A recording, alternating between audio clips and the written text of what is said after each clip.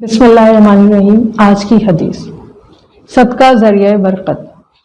हज़रत अबू हुरैरा रज़ी अल्लाह ताला अन्हु कहते हैं कि रसूलुल्लाह सल्लल्लाहु अलैहि वसल्लम ने इरशाद फरमाया, जो शख्स एक खजूर की कीमत या इसके बराबर कोई चीज सदका करेगा और हलाल कमाई होगी, और अल्लाह ताला हलाल और जायज माल ही कबूल करता है, तो अल्लाह ताला इस पाक सदक़े को अपने दाएं हाथ में लेगा और फिर इसको बढ़ाता रहेगा, जिस तरह तुम लोग अपने जानवरों के बच्चों की परवरिश करते और बढ़ाते हो, यहाँ तक कि थोड़ा सा पाक सदका पहाड़ की मानंद हो जाएगा। एक और रिवायत में है कि अगर किसी ने एक लुक़मा भी सदका किया तो वो ओद पहाड़ के बराबर हो जाएगा।